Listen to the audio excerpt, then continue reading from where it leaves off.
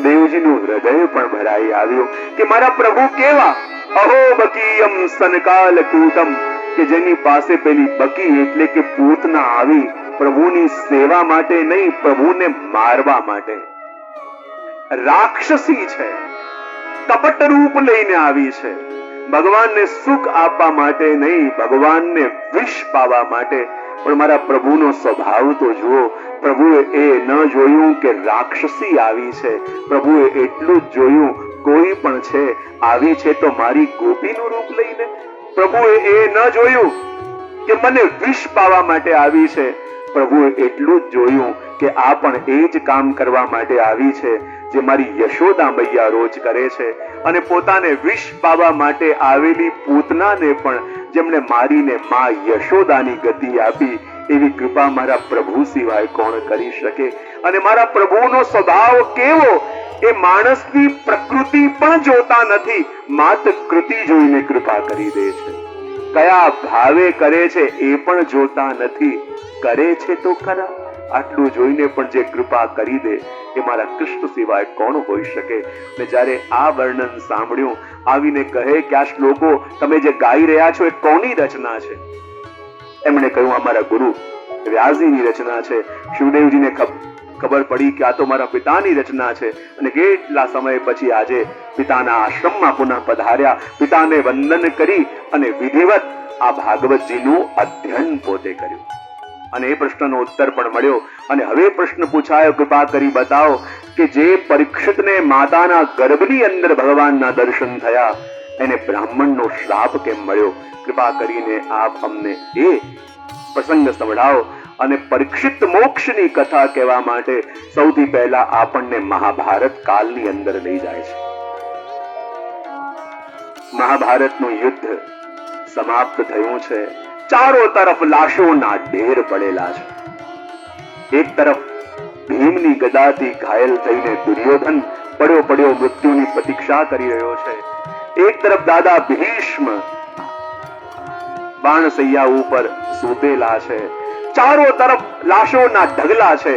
આકાશમાં ચીલ, ગિદ્ધ, કાગડા ઉડી રહ્યા છે અને નોચીને એક મૃતદેહને ખાઈ રહ્યા છે. કોઈ મૃતદેહની પાસે બેસીને એના નાના બાળકો પ્રતીક્ષા કરે છે કે હમણાં મારા પિતા જાગશે, મને તેડી લેશે. પણ એને શું ખબર, આ યુદ્ધની ભયાનકતાએ એ પિતાના માથેથી, બાળકના માથેથી પિતાનું છત્ર હંમેશા માટે લઈ લીધું છે. તો કોઈ મૃતદેહની પાસે બેસીને એની પત્ની પોતાની ચૂડીઓ તોડી રહી છે કે જેને પોતાના સુહાગને ગવાઈ દીધો છે.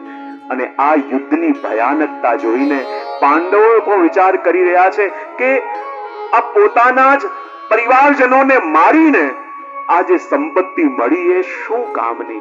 જો માણસ દુઃખ હોય ને, એ દુઃખ એકલો ખૂણામાં બેસીને રડી લેશે. માણસ દુઃખ એકલો ભોગવી લેશે, પણ સુખ ભોગવવા માટે એને પોતાના નિજજનોની જરૂર પડે છે. સુખનો અનુભવ ત્યારે થાય કે જ્યારે સુખ ભોગવવા માટે આપણા નિકટના પરિવારજનો પણ ભેગા હોય. પાંડવો વિચાર કર્યું, આ સંપત્તિ મળી, રાજ્ય મળ્યું, પણ પોતાના જ પરિવારજનોના ભોગે મળ્યું. આ સુખ શું કામનું? મન ખિન્ન છે. અને એ વખતે અશ્વત્થામાએ વિચાર કર્યો કે આ પાંડવોએ જે પણ યુદ્ધ જીત્યું છે એ છલ કરીને જીત્યું છે, અને જે પાંડવોએ છલ કરીને યુદ્ધ જીત્યું છે તો હું પણ છલ કરીને એ પાંડવોને મારીશ. રાત્રિના સમયમાં જ્યારે પાંડવો સૂતા હશે ત્યારે જઈને તલવારના એક ઝટકે એ પાંડવોના મસ્તકને હું ધડથી અલગ કરી દઈશ. એમ વિચાર કરી રાત્રિના સમયમાં ખુલ્લી ખડગ લઈને જ્યાં અશ્વત્થામા પાંડવોના શિબિર તરફ જવા લાગ્યો, ભગવાન પધાર્યા અને પાંડવોને કહ્યું કે જલ્દી મારી સાથે આવો. અને જ્યારે ભગવાને બોલાવ્યા, પાંડવોએ કોઈ પ્રશ્ન ન કર્યો અને ભગવાનની પાછળ ચાલવા લાગ્યા. અને જે પાંડવોના 5 પુત્રો સૂતા હતા એને પણ ભગવાને કહ્યું કે તમે પણ સાથે ચાલો. પણ 5 પાંડવોએ કહ્યું, બાળકોએ કહ્યું, અમને નિંદર આવી રહી છે, અમે નહીં આવી શકીએ. અને આપણા આચાર્યો કહે કે ભગવાન જેને જગાવવા માટે આવે અને જે ભગવાનથી ન જાગે એને કાળ સિવાય પછી કોણ જગાવી શકે? અને રાત્રિના સમયમાં અશ્વત્થામા ખુલ્લી ખડગ લઈને આવ્યો અને આવીને તલવારના એક ઝટકે એ સૂતેલા બાળકોના મસ્તકને ધરતી અલગ કરી દીધા અને રક્તથી સનેરા એ કોથળાની અંદર એક એક મસ્તકને નાખ્યો અને મસ્તક પોતાના ખભે નાખી ભાગતો ભાગતો આવ્યો દુર્યોધન પાસે અને કહેવા લાગ્યો કે જો દુર્યોધન, હું એવો કામ કરીને આવ્યો છું કે તું પણ સાંભળીશ તો પ્રસન્ન થઈ જઈશ. દુર્યોધન કહે, શું કામ કરીને આવ્યો છે? તો કહે, હું 5 પાંડવોના મસ્તક ધડથી અલગ કરીને આવ્યો છું. અને જ્યાં આ સાંભળ્યું દુર્યોધનની આંખોમાં ચમક આવી ગઈ. તો સૌથી પહેલા મને ભીમનું મસ્તક બતાવ કે જેને કારણે મારી આ દશા થઈ છે. અને જ્યાં અશ્વત્થામાએ કોથળામાં હાથ નાખ્યો અને જ્યાં પેલું મસ્તક કાઢ્યું અને જ્યાં દુર્યોધને જોયું કે આ 5 પાંડવોને નહીં, એના નિર્દોષ બાળકોને મારીને આવ્યો છે. અને દુર્યોધન જેવા ક્રૂરની આંખમાંથી પણ આંસુ આવવા લાગ્યા કે અશ્વત્થામા, ત્યાં શું કરી દીધું? મારી દુશ્મની 5 પાંડવોથી હતી, એમના નિર્દોષ બાળકોથી નહીં. અરે અશ્વત્થામા, ત્યાં શું કરી દીધું? તે તો અમારા આખા વંશને જ નિર્મૂળ કરી દીધું. અને કહેવાય એ વખતે દુર્યોધનને પણ એટલી પીડા થઈ. અને કહેવાય દુર્યોધનને વરદાન હતું કે જીવનમાં જે વખતે હર્ષ અને શોક એક સાથે થશે એના પ્રાણ જશે. ખબર પડી 5 પાંડવોને મારીને આવ્યો છે, હર્ષ થયો. પણ જ્યારે જાણ્યું 5 પાંડવોને નહીં, એના નિર્દોષ બાળકોને મારીને આવ્યો છે, શોક થયો. અને એ જ વખતે એના પ્રાણ ચાલ્યા ગયા. અને અહીંયા સવાર પડી છે અને દ્રૌપદી પોતાના બાળકોને જગાવવા માટે આવી છે. અને જે બાળકોના મધુર મુસ્કાનને જોઈને દ્રૌપદીને એમ લાગતું કે હું જીવી રહી છું. જે બાળકોના મંદ મંદ સ્મિતને જોઈને દ્રૌપદીને એક માં હોવાનો સંતોષ થતો હતો. અને એ જ દ્રૌપદી જ્યારે આજે કક્ષમાં જાય છે ને શું જુએ છે કે એના 5 બાળકોના મસ્તક કોઈ કાપીને લઈ ગયું છે. રક્તની નદીઓ વહી રહી છે અને 5 બાળકોના ખાલી ધડ પડ્યા છે. અને જ્યાં આ દ્રશ્ય જોયું દ્રૌપદી ચીસો પાડવા લાગી, જુઓ તો ખરા, મારા બાળકોને કોણે મારી દીધા? ભાગતા ભાગતા પાંડવો આવ્યા અને અંદરનું દ્રશ્ય જોઈને પાંડવોના હૃદય પણ કંપી ગયા. અરે આવું ક્રૂર કોણ હોઈ શકે? આ નિર્દોષ બાળકોએ કોઈનું શું બગાડ્યું હતું કે કોઈ આ 5 બાળકોને મારી દીધા? ખબર પડી કે આ કરવા વાળું ઓર કોઈ નહીં પણ અશ્વત્થામા છે. અર્જુને એનો પીછો કર્યો, બ્રહ્માસ્ત્રને નિવૃત્ત કર્યું. અને જેવી રીતે એક પશુને બાંધીને લાવવામાં આવે એવી રીતે અશ્વત્થામાને બાંધીને લાવ્યો. અને કહે, જો દ્રૌપદી, આ તારા 5 બાળકોનો હત્યારો તારી સામે ઉભો છે, જે દંડ આપવું હોય આપ. અને એ વખતે દ્રૌપદી ભાગતા ભાગતા આવ્યા અને આવીને અશ્વત્થામાના ચરણોમાં પડીને વંદન કરે છે. અર્જુન કહે છે કે આ શું કરે છે? આ 5 બાળકોને મારવા વાળો આતતાઈ કહેવાય. અને આતતાઈને મારવામાં કોઈ અધર્મ નથી અને તું એને પગ પડે છે? ત્યારે દ્રૌપદી કહે, આ તમારા ગુરુના પુત્ર છે અને જે ગુરુએ જે વિદ્યા એના બાળકને નથી શીખવાડી એ તમને શીખવાડી છે. અને મારા આંગણાની અંદર છે અને મારા આંગણાની અંદર કોઈ બ્રાહ્મણનું અનાદર હું થવા નહીં દઉં.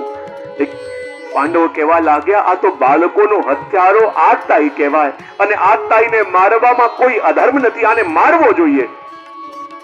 દ્રૌપદી કહે કે હું એ માં છું જેને એક સાથે એના 5 બાળકોને ગવાઈ દીધા છે. અને બાળકોને દૂર થવાની પીડા એક માં સિવાય કોણ સમજી શકે? અને હું ક્યારે ન ચાહું કે જે બાળકોને ગવાવાની પીડા હું ભોગી રહી છું એ જ કોઈ બીજી માને ક્યારે ભોગવી પડે.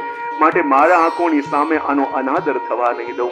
ત્યાં જ ભગવાન પધાર્યા. બધા કે પ્રભુ આપ ન્યાય કરો, આને મારવો જોઈએ કે આને મુક્ત કરવો જોઈએ? ભગવાન કહે કે આતતાઈને મારવામાં કોઈ અધર્મ નથી, પણ બ્રાહ્મણ અવધ છે અને એ પણ આપણા ઘરના આંગણામાં હોય તો એને ન મરાય. તો પ્રભુ આપ જ ન્યાય કરો કે શું કરાય? ભગવાન કરે એવું કરો, ખાલી કોઈને મારી દેવો એ જ એકમાત્ર મૃત્યુ નથી. મૃત્યુના ઘણા પ્રકાર છે અને 14 પ્રકારના મૃત્યુ બતાયા છે. અને એમાં કોઈનું બહુ યશ ફેલાયેલું હોય અને એનું યશ એક સાથે સમાપ્ત થઈ જાય, બદનામી આવી જાય, તો એ પણ એક પ્રકારનું મૃત્યુ છે. અને આ અશ્વત્થામાનું યશ સદા ફેલાયેલું છે, એવું કરો, એને મારો નહીં પણ એના મસ્તકમાં જે જન્મસિદ્ધ મણિ છે એને કાઢી દો. કારણ કે આચાર્ય ચરણ કહે છે અશ્વત્થામા પ્રતીક છે સંસારનો. સંસારને ન મારી શકાય ન ત્યાગી શકાય, પણ એમાં રહેલી આપણી આશક્તિ એ જ મણિ છે. અને જ્યારે મણીને કાઢી લો તો સંસાર વ્યર્થ થઈ જાય. અને જ્યાં અશ્વત્થામાનું મણી કાઢી લીધું, દર દર ભટકવા લાગ્યો, અપમાનિત થઈને જવા લાગ્યો, અને જેનું યશ સર્વત્ર હતું અને એક જ ક્ષણમાં જેનું યશ છીનવાઈ ગયું, એ પણ એક પ્રકારનું મૃત્યુ કહેવાય. અને અપમાનની આગમાં અશ્વત્થામા બળવા લાગ્યો અને મોકો ગોતવા લાગ્યો કે ક્યારે મારા અપમાનનો બદલો લઉં. અને ત્યાં જ એને ખબર પડી કે ઉત્તરાના ગર્ભની અંદર પાંડવોનો વંશ પડી રહ્યો છે. અને વિચાર કર્યો કે જે પાંડવોએ મારી આ દશા કરી છે એના વંશમાં કોઈ શ્રાદ્ધ કરવા વાળું હું નહીં રહેવા દઉં. અને જ્યાં ખબર પડી કે ઉત્તરાના ગર્ભની અંદર પાંડવોનો વંશ પડી રહ્યો છે અને એને નિર્મૂળ કરવા માટે અશ્વત્થામાએ ઉત્તરાની ઉપર બ્રહ્માસ્ત્ર ફેંક્યું. અને જ્યારે બ્રહ્માસ્ત્ર ઉત્તરાને બાળવા લાગ્યું, ઉત્તરા દોડતી દોડતી પ્રભુ પાસે આવી, પાહી પાહી મહાયોગી દેવ દેવ જગતપતે. એક સૂર્યનો તાપ પણ માણસ સહન ન કરી શકે, 12 સૂર્યનો તાપ હોય એવું બ્રહ્માસ્ત્ર જ્યારે ઉત્તરાને બાળવા લાગ્યું, ઉત્તરા ભાગતી ભાગતી પ્રભુ પાસે આવી, પાહી પાહી મહાયોગી, હે પ્રભુ મારી રક્ષા કરો, હે પ્રભુ મારી રક્ષા કરો. આ બ્રહ્માસ્ત્ર મને બાળી રહ્યું છે, આ બ્રહ્માસ્ત્ર પ્રભુ મને સમાપ્ત કરી રહ્યું છે. હે પ્રભુ, ચાહો તો આ બ્રહ્માસ્ત્ર મને બાળીને ભલે રાખ કરી દે, પણ મારા કોખમાં જે પડી રહ્યું છે પ્રભુ આપ એની રક્ષા કરો. હે પ્રભુ, આ બ્રહ્માસ્ત્ર ભલે મને સમાપ્ત કરી દે, મારા શરીરને બાળી દે, પણ હે પ્રભુ મારા કોખની અંદર જે પડી રહ્યું છે એ પ્રભુ આપના ભક્તોનો વંશ છે અને આપના ભક્તોના વંશની રક્ષા કરવી પ્રભુ આપનું કર્તવ્ય છે. ભગવાન કહે, જો ઉત્તરા, તારા ઘરના બધા મોટા મોટા પરાક્રમી પણ સામે ઉભા છે, એ પણ તારી રક્ષા કરી શકે, તું એની પાસે જા. ત્યારે ઉત્તરા કહે, પ્રભુ આ જગતના લોકો શું રક્ષા કરશે? પ્રભુ, આ જગતના લોકો તો પોતે જ એકબીજાની મૃત્યુનું કારણ બની રહ્યા છે, એ મારી રક્ષા શું કરશે? પ્રભુ, હું તો આપના શરણે આવી છું, પ્રભુ કૃપા કરીને આપ મારી રક્ષા કરો, મારા કોપમાં જે પડી રહ્યું છે એની રક્ષા કરો. અને ત્યારે ભગવાન ઉત્તરાના ગર્ભમાં જઈ અને બ્રહ્માસ્ત્રના તેજને વિલીન કરી અને પરીક્ષિતની રક્ષા કરે છે. અને ગર્ભની અંદર રહેલા પરીક્ષિતને ગર્ભમાં જ ભગવાનના દર્શન થઈ ગયા અને એટલા માટે તો ભાગવતના ઉત્તમ શ્રોતા પરીક્ષિત બન્યા. અને જ્યારે બ્રહ્માસ્ત્રના તેજને શાંત કરીને ભગવાન બહાર પધાર્યા અને ભગવાન બહાર પધાર્યા, રક્ષા કરી, અને ભગવાનને વિચાર કર્યો કે હવે મારે હસ્તિનાપુરથી દ્વારિકા જવું જોઈએ. પણ જ્યાં દ્વારિકા જવાના સમાચાર સાંભળ્યા અને બધા મૂર્છિત થઈને ઢળી પડ્યા, કારણ કે ભગવાનને દૂર મોકલવા અને ભગવાનથી દૂર જવું હવે કોઈ સહન કરી શકે એમ નહોતું. અને જ્યારે ભગવાન દ્વારિકા જવા માટે નીકળ્યા, ધીમે ધીમે એમનો રથ જઈ રહ્યો છે અને ભગવાને શું જોયું કે બરાબર એમની સામે માર્ગ ઉપર કોઈક ઊભું છે અને એવી રીતે ઊભું છે કે જાણે ભગવાનનો રસ્તો રોકીને ઊભું હોય. ભગવાન કે જીવ માત્રના રથને ચલાવવા વાળો હું, તો આજે એટલું સામર્થ્ય કોનામાં આવી ગયું છે કે જે મારા રથને રોકવાની હિંમત કરી રહ્યું છે?